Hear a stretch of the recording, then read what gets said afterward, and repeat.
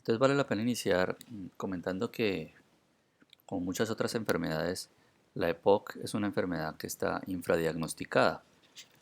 Eh, en parte esto se debe a que mm, no todos tienen el conocimiento sobre la necesidad de realizar espirometrías en los pacientes que tienen factores de riesgo y un cuadro clínico sugestivo, sino que muchos de los pacientes no consultan porque no tienen síntomas severos.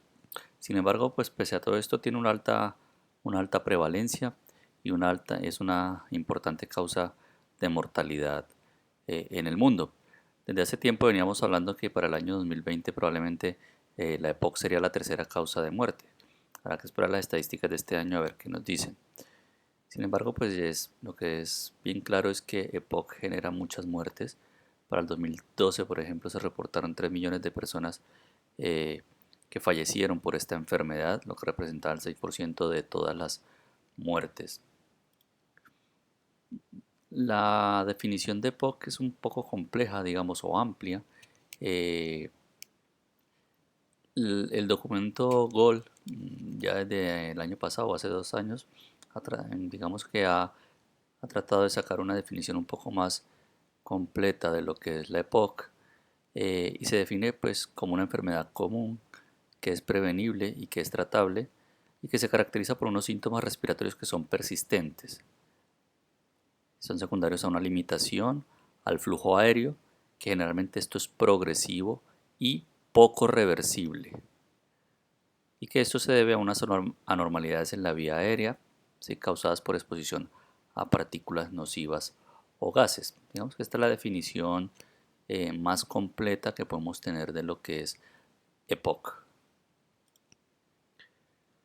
Poco de datos estadísticos, entonces más o menos la prevalencia de EPOC está en torno al 8 al 10%, varía un poco en función del país, pero la prevalencia se mueve entre estos datos. Para América Latina eh, tenemos una prevalencia en torno al 14%, esto ha traído reportado en el estudio clásico de América Latina sobre EPOC, el estudio platino, y en Colombia tenemos una prevalencia en torno al 8%, esto ya del clásico estudio Prepocol que se realizó en algunas ciudades de Colombia. Sin embargo, lo que decía al comienzo, más o menos un 80% de los pacientes no están diagnosticados. Hay que tener en cuenta que, como en otras enfermedades, la prevalencia también puede incrementar con el paso de los años. Sí es cierto que es un poco más frecuente en hombres, sin embargo esto cada vez se reduce aún más la diferencia debido al incremento del tabaquismo entre las mujeres, y es una causa importante de discapacidad sociolaboral. La OMS considera que está dentro de las primeras 5 causas o dentro de las principales causas de discapacidad sociolaboral en el mundo. ¿Qué factores de riesgo tenemos claramente asociados al desarrollo de POC? Obviamente lo más habitual es la inhalación de gases y partículas, que es el principal factor de riesgo. Lo más frecuente es la inhalación del humo del tabaco, ¿sí? Esto incluye no solo a los que fuman, sino a los que conviven con personas que fuman, lo que se llama el tabaquismo pasivo.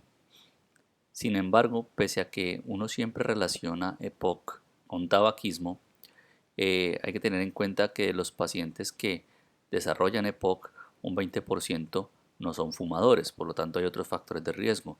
En nuestro medio sigue siendo muy importante la exposición a humo de biomasa, ¿sí?, en aquellos pacientes, sobre todo de área rural, que cocinan con leña. La contaminación atmosférica no está claramente relacionada con el riesgo de desarrollar EPOC, sino más bien con el riesgo de exacerbaciones de la EPOC. ¿Bien? Y el nivel socioeconómico bajo se ha asociado al desarrollo de esta enfermedad, probablemente por las condiciones ambientales en las que viven las personas de un nivel socioeconómico más bajo, la humedad, eh, que tienen que cocinar con leña, ¿sí? Entonces probablemente esto haga relación a esa parte. En este gráfico no nos vamos a detener, simplemente aquí lo que eh, quiero mostrar es lo que ya clásicamente se ha mencionado. Aquí se compara la reducción o los valores del volumen respiratorio forzado en el primer segundo con el número de paquetes año que fume un paciente. Entonces, obviamente, entre más paquetes año consuma el paciente, más riesgo o más probabilidad hay de reducción de ese volumen respiratorio forzado en el primer segundo, ¿sí? Este incremento se da sobre todo por encima de un índice de tabaco por encima de 10, sobre todo por encima de 15, ¿sí? Entre más paquetes año consuma el paciente, mayor probabilidad de reducción del BEF1. ¿Qué otros factores de riesgo tenemos? La hiperreactividad bronquial en algunos países, sobre todo en algunos países de Europa, se considera que es el segundo factor de riesgo para desarrollar EPOC después del tabaquismo.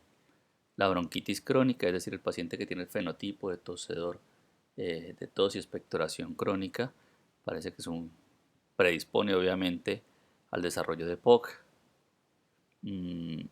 Con el asma hay algunos estudios o datos que sugieren que podría tener alguna relación con el desarrollo a largo plazo de EPOC. Sin embargo, como ven aquí no hay una evidencia fuerte en ese sentido. Pero sí está claro que hay otros factores aparte del tabaquismo y de la inhalación de gases en general, ¿no? de la biomasa. ¿Por qué? Porque solo 20 a 40% de los fumadores desarrollan EPOC.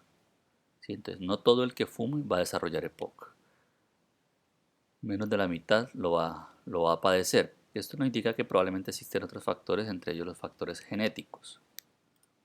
Y entre los factores genéticos, pues el más estudiado y claramente identificado es el déficit de alfa-1 antitripsina. ¿Sí? Existen otras alteraciones genéticas como defectos a nivel de las metaloproteinasas, que obviamente si tenemos una hiperactivación de estas metaloproteinasas nos van a producir un deterioro de la función pulmonar. Algunos factores inúteros como el hecho de que si la mamá fuma, esto obviamente una embarazada incrementa el riesgo de EPOC en el adulto, o sea, en ese bebé que ha nacido de una mamá fumadora. ¿Sí? ¿Y esto por qué ocurre? Porque pues el proceso de maduración pulmonar, ustedes recordarán que se prolonga hasta los 20-25 años de edad. Entonces el hecho de tener que un bebé sea producto de una madre fumadora, hay una asociación y un mayor riesgo de desarrollar EPOC. Entonces la fisiopatología nosotros la podríamos resumir aquí en esta diapositiva. Desde el punto de vista fisiológico, como ya les comentaba, a partir de los 25 años tenemos un descenso fisiológico de la función pulmonar, que más o menos corresponde a una reducción del volumen respiratorio forzado en el primer segundo de unos 20 mililitros por año. Pero ¿qué pasa? Se ha visto que en esos pacientes que fuman, esta reducción fisiológica pues se incrementa de forma significativa. Entonces ya esa reducción no es de solo 20 mililitros por año, sino de hasta 100 mililitros por año del BEF1. Y obviamente si nosotros tenemos esta reducción anual, pues es lógico entender que por allá a los 60 años vamos a tener un BEF muy bajo, lo que nos va a producir síntomas de EPOC. Y también esto depende mucho del fenotipo y del genotipo de cada paciente, ¿no? Entonces, aunque fisiológicamente, lo que representa esta línea azul, fisiológicamente tenemos una reducción del BEF1, pues lo habitual es que no caigamos en esta área en donde aparecen los síntomas, pese a esa reducción fisiológica. Pero pues hay personas que, primero, por diferentes factores, tienen unos pulmones más pequeños o hay una disminución en el crecimiento en el desarrollo adecuado de esos pulmones, lo que lo vuelve más susceptible a caer en esta área de síntomas.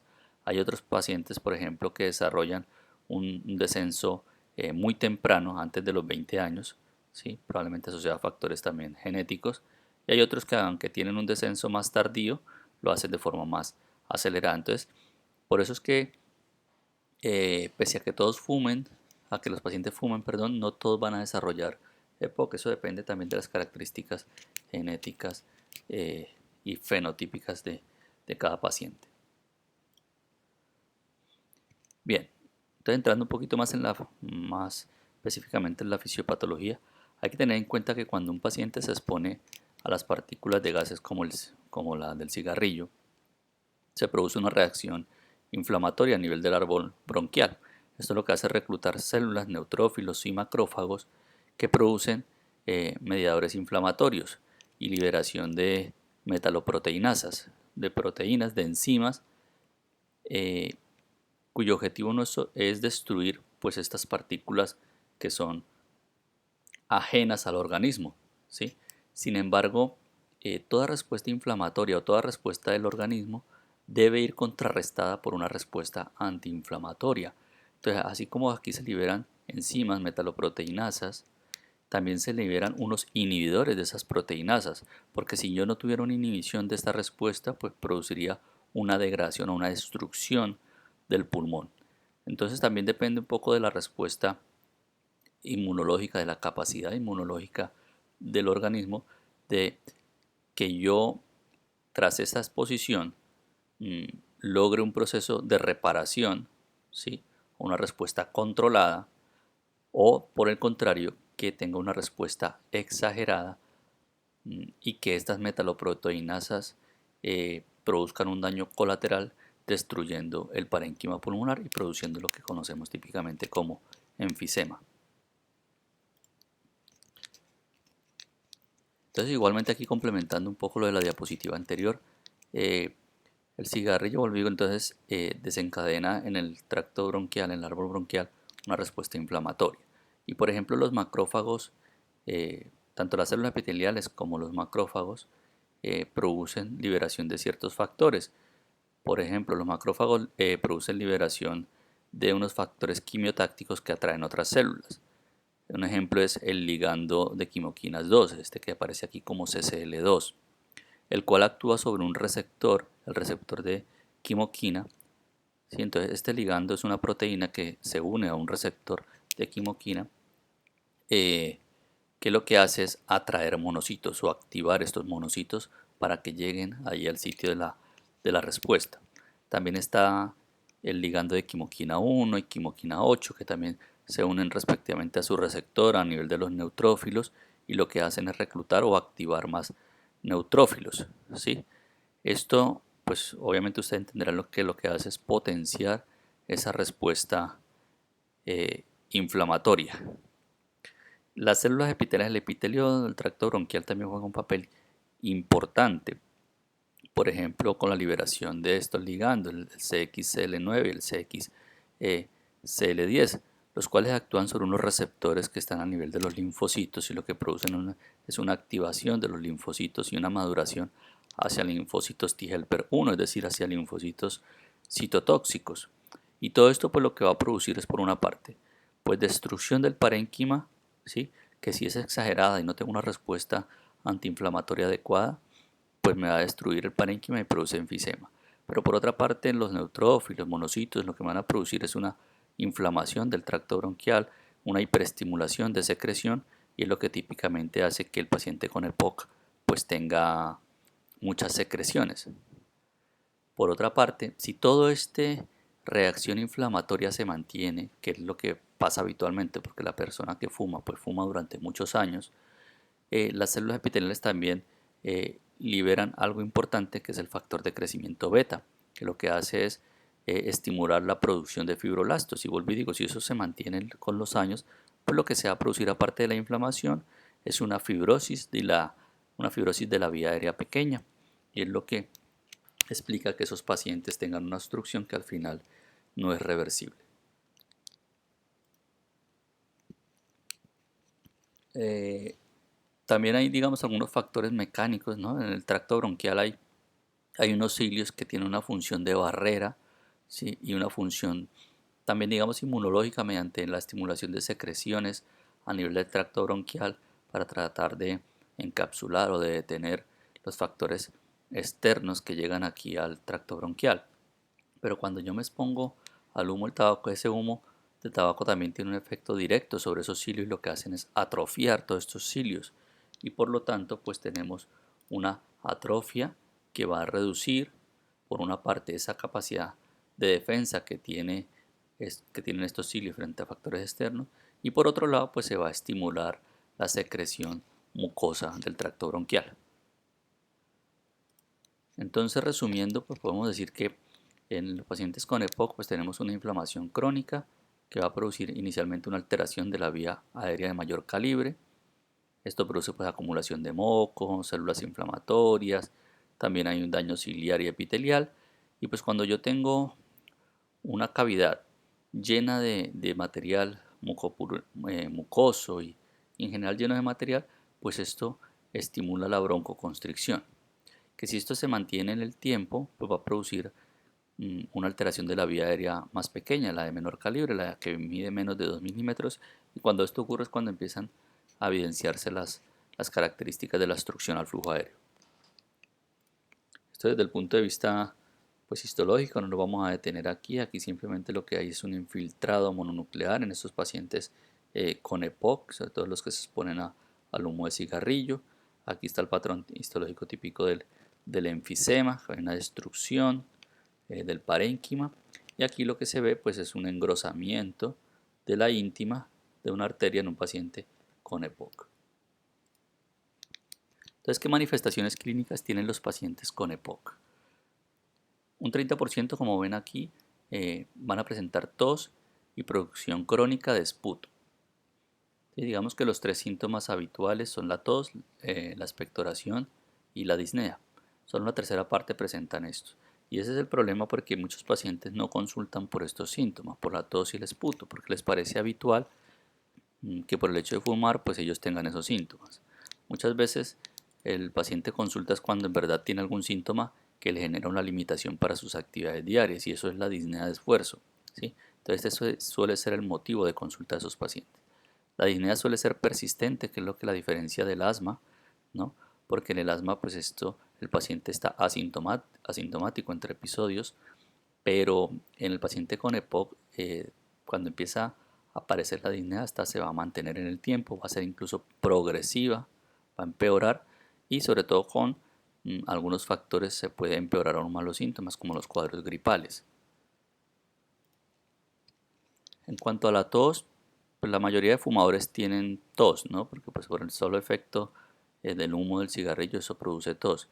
Eh, pero esto, vuelvo y digo, muchos lo ven, incluso personal médico lo ve como algo habitual, y eso también hace que se retrase el diagnóstico de estos pacientes porque lo catalogan como la tos del fumador, y por ese motivo no se realizan estudios, la espirometría básicamente, que es lo que deberíamos hacer.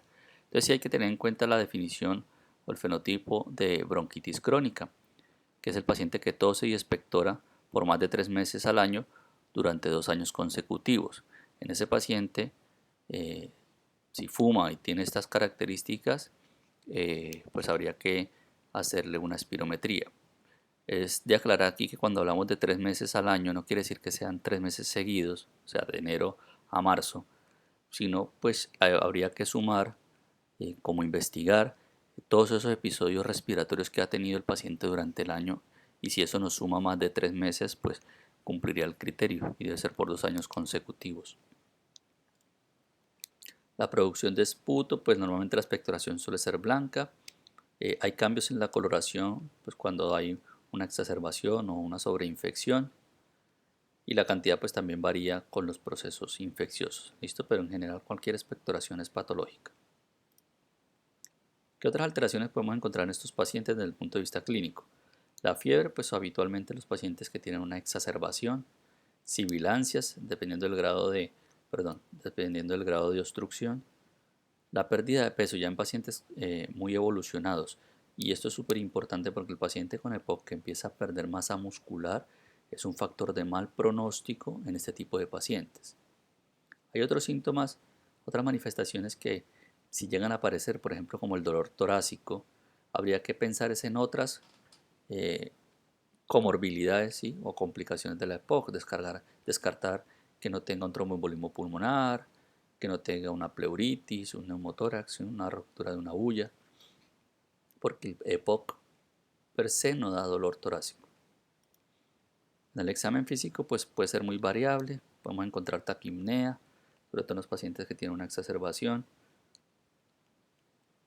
En estos pacientes muchas veces encontramos el signo este de los labios fruncidos, es decir, que el paciente está como eh, exponiendo los labios como si estuviera intentando besar, y esto es porque mediante esta maniobra el paciente lo que hace es aumentar la presión intratorácica para ayudar a que el aire salga de sus pulmones, porque recuerden que ellos tienen unas limitaciones para la salida del aire. Podemos encontrar utilización de músculos accesorios, sobre todo en exacerbaciones, una respiración paradójica también en los pacientes muy evolucionados. Hay un signo que es el signo de Huber, que básicamente consiste en que hay un movimiento hacia adentro del tórax, de la parte inferior del tórax durante la inspiración, y esto pues por la mayor presión que tiene que hacer el paciente o el diafragma para poder entrar, para que entre el aire a los pulmones. Estas alteraciones podemos encontrarlas sobre todo en pacientes muy evolucionados, la cianosis, las acropaquias, que no son exclusivas de POC, como lo pongo aquí, sino lo que traducen es hipoxemia crónica. En el examen físico podemos encontrar pues una disminución de los ruidos respiratorios, o podemos encontrar sibilancias, o podemos encontrar ronco. Entonces digamos que no hay un patrón típico en la auscultación. Cuando tenemos arritmias o edemas, pues hay que descartar que el paciente no esté haciendo una insuficiencia cardíaca derecha secundaria a su EPOC. Bien, entonces, ¿cómo diagnosticamos nosotros el paciente con EPOC? Entonces, las guías son claras. Generalmente es un paciente por encima de los 40 años que tiene síntomas, ¿cierto? Que básicamente los síntomas pues es tos, expectoración y disnea, y que tiene factores de riesgo.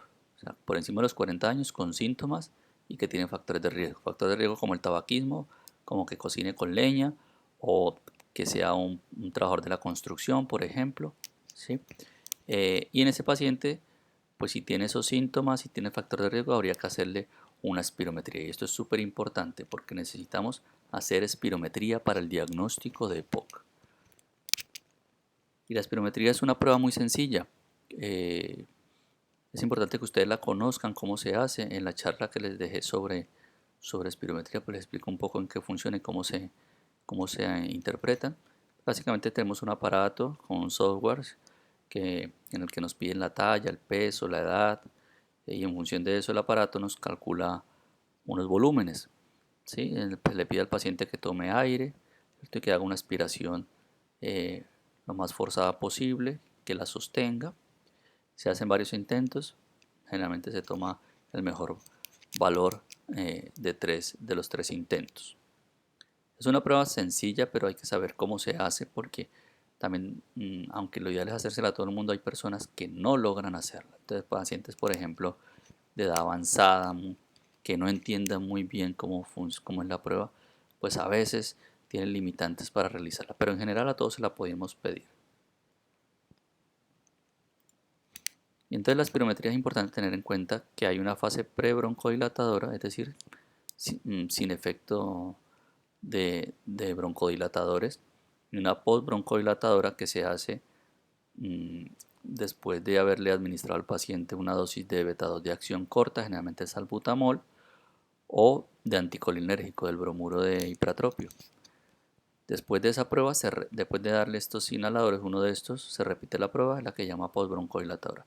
¿Y por qué es importante esta prueba? Porque debemos pedírsela a todo el mundo postbroncodilatadora, porque el criterio de POC es básicamente que yo tenga una relación entre el volumen expiratorio forzado en el primer segundo sobre la capacidad vital forzada postbroncodilatadora por debajo del 70%. O sea, si yo tengo esta relación en el resultado postbroncodilatador por debajo de 70 o por debajo de 0.7, me indica que hay un patrón obstructivo y eso sería compatible con EPOC.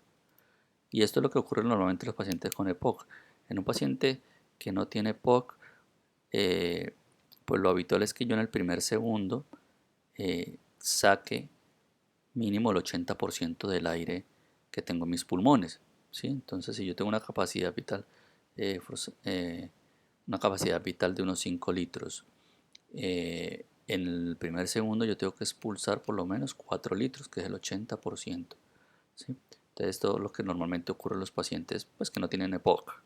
En el paciente con EPOC, ¿qué pasa? Pues como tiene una limitación para la salida del aire durante la aspiración, pues vamos a tener una reducción del porcentaje de aire que sacamos en ese primer segundo. Entonces, si sacamos la relación BEF1 sobre capacidad vital, nos va a dar por debajo del 70% o por debajo de 0.7. Y eso es lo que nos indica que hay un patrón obstructivo. Muy bien, una vez que le hemos hecho la espirometría y sabemos que hay un patrón obstructivo, o sea que la relación BEF1 sobre la capacidad vital es menor del 70%, entonces tenemos ya que decidir o clasificar la severidad de esa obstrucción. Y ahí aplicamos la clasificación GOL, que va de 1 a 4. La 1 es leve, cuando el BEF1, entonces aquí solo miramos ya el BEF1 postbroncodilatador, si está por igual o mayor al 80%, decimos que es un GOL 1 o leve. Decimos que es un GOL 2 cuando está entre 51 y 79. Decimos que es un GOL 3 cuando está entre 30 y 50. Y un GOL 4 o muy severo o muy grave cuando está el BEF1 postbroncodilatador por debajo del 30%.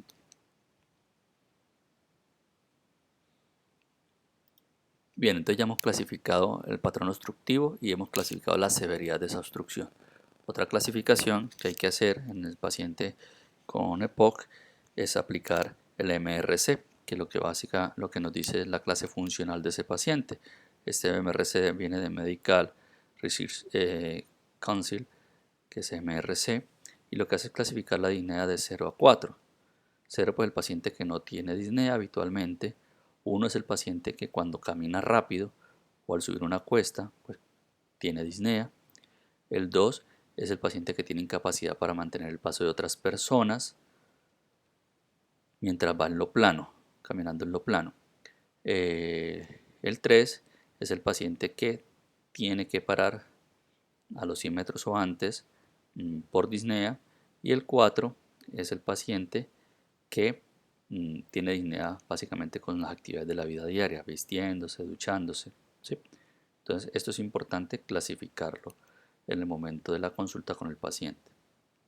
Y luego hay otra cosa que debemos hacer, que es mirar qué tanto le está afectando los síntomas al paciente. Y aplicamos el cuestionario de calidad que se llama el CAT. Y eso es un cuestionario que se le pasa al paciente en donde evalúa unos puntos, aquí unos parámetros que van de 0 a 5. 0 es que no tiene esos síntomas y 5 que tiene síntomas muy severos, ¿sí? Entonces aquí lo ponen como que 0 es que estoy muy contento y 5 que estoy muy triste. Es decir, 0 es poco y 5 es mucho. Entonces le preguntan, por ejemplo, nunca toso. Si el paciente en verdad nunca tosa, pone 0. Si tose mucho o siempre estoy tosiendo, como lo pone aquí, pone 5. Y pues el resto en valores intermedios en función de lo que tenga el paciente. Así se pregunta con el tema de la expectoración, de la opresión en el pecho, ¿sí? Si tiene limitaciones para salir. Entonces yo en cada parámetro el paciente va marcando un puntaje. Y luego ese puntaje lo pone aquí, pues si marco 3, pongo aquí 3, luego si aquí 2, 5, bueno, va poniendo. Y luego sumamos todo esto y sacamos un puntaje total. Generalmente los pacientes que tienen un cuestionario de calidad, un CAT, de 10 puntos o más, pues indica que tiene una afectación importante de su calidad de vida y esto generalmente tiene una relación con el MRC, es decir, entre más MRC mayor disnea tenga, pues peor puntaje va a tener aquí en este cuestionario. ¿Y por qué es importante? Porque al final tenemos que resumirlo aquí en este cuadro. Entonces, yo ya he confirmado el diagnóstico de obstrucción con la espirometría, ¿cierto? Esta relación por debajo del 70%. Luego entonces defino la severidad de esa obstrucción mediante la clasificación GOL. Y luego entonces tengo que determinar el riesgo que tiene ese paciente de exacerbaciones. Y hay 4 grupos de riesgo, entonces de la A a la D. ¿Cómo lo hago? Es muy fácil. Entonces debo tener en cuenta la historia de exacerbaciones de ese paciente y debo tener en cuenta el MRC y el cuestionario de calidad del CAT. Entonces, A y B van a ser los menos severos. A es menos severo que B, ¿sí? C es menos severo que D y D pues es el paciente que está en peor estado.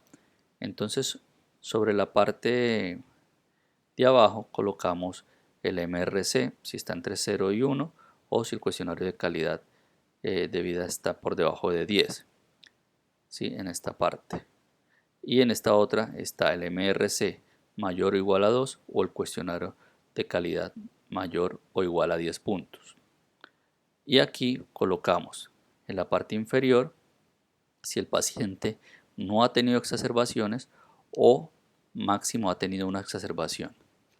Es decir, que haya ido a urgencia y que haya necesitado un incremento del tratamiento y que no haya tenido hospitalización. Entonces hablamos, en esta parte tenemos o que no ha tenido o ha tenido solo una exacerbación que no ha requerido hospitalización.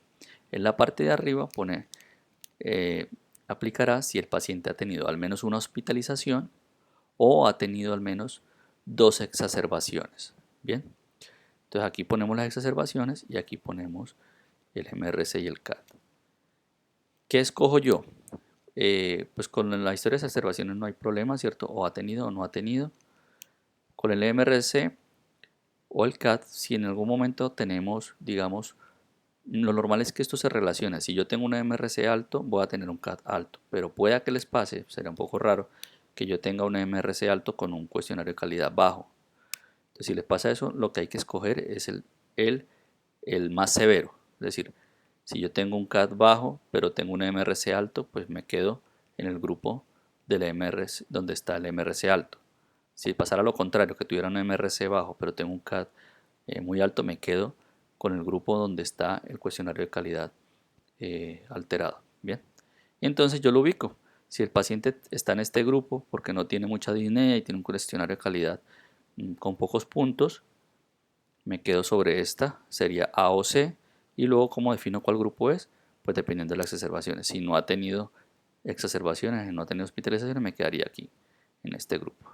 ¿Sí? Y así hacemos con cada grupo. Entonces vamos a poner ahora un ejemplo, luego lo pondremos para entender un poquito mejor esto. Desde el punto de vista radiológico que podemos tener, pues ya como ven aquí, la mitad de los pacientes van a tener una radiografía de tórax normal. Si hay alteraciones vamos a tener son signos de atrapamiento aéreo. ¿Cuáles son esos signos? Los diafragmas aplanados, que haya una horizontalización de las costillas, un aumento del espacio retroesternal o una hiperclaridad pulmonar con unos cilios marcados porque pues vamos a tener atrapamiento aéreo y esto es básicamente lo que vemos. Entonces aquí están los semidiafragmas bien aplanados, lo vemos en la lateral también. Y aquí por ejemplo en la lateral vemos un incremento del espacio del aire retroesternal.